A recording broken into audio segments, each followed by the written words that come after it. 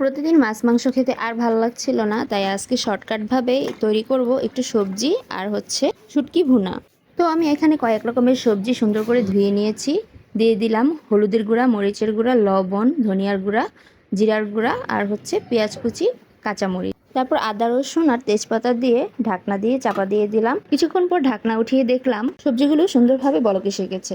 তা আমি সুন্দর করে একটু নেড়েচেড়ে নিলাম। তারপর সবজিগুলো ভালো করে হয়ে আসলে দিয়ে দিব টমেটো। আমাদের সবজিটা প্রায় সিদ্ধ হয়ে গেছে, এখন আমরা বাগার দিয়ে নেব। তেলটা এখানে আমি গরম করে নিয়েছি। তারপরে দিয়ে দিলাম একটু জিরা আর হচ্ছে শুকনা মরিচের ফোড়ন। শুকনা মরিচের ফোড়ন আর জিরাটা ভালোভাবে হয়ে আসলে দিয়ে দিতে হবে রসুন কুচি এবং পেঁয়াজ কুচি। তো এগুলো ভালোভাবে লাল লাল করে ভেজে নিয়েছি। ভেজে সুন্দর করে সবজিটা ঢেলে দিই। তো তারপরে একটু নেড়ে চেড়ে সুন্দর করে মিক্স করে বলক আসা পর্যন্ত অপেক্ষা করব। তারপর ধনেপাতা কুচি দিয়ে আমাদের সবজিটা নামিয়ে ফেলবো।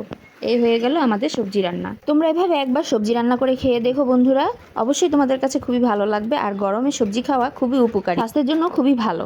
এখন আমার সবজি রান্নাটা হয়ে গেল, এখন আমি রান্না করব শুটকি ভুনা। এখানে আমি তেল গরম করে পেঁয়াজ কুচি আর কাঁচামরিচ কুচি দিয়ে দিলাম।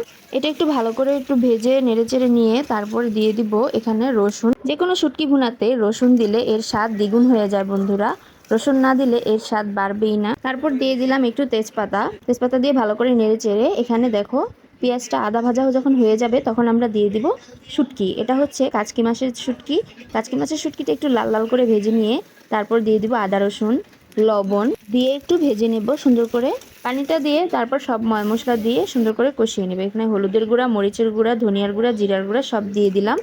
দিয়ে সুন্দর করে কষিয়ে তেল বের করে নিব। এখানে দেখো আমি মশলাটা খুব সুন্দর করে কষিয়ে তেল বের করে নিয়েছি। তো সুন্দর করে আরেকটু নেড়েচেড়ে নেব। তারপর এখানে দিয়ে দিব ধুয়ে রাখা আলু কুচি। এখানে আমি আলু দিয়ে আজকে শুটকিটা ভুনা করব। আলুটা মশলার সাথে খুব সুন্দর করে কষিয়ে নেব।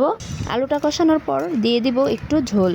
আজকের এই দুটি রান্না তোমাদের কাছে কেমন লাগলো অবশ্যই কমেন্টে জানাবে। যারা যারা আমার চ্যানেলটিকে এখনও সাবস্ক্রাইব করোনি অবশ্যই সাবস্ক্রাইব করে পাশে থাকা বেল আইকনটি ক্লিক করে দিও।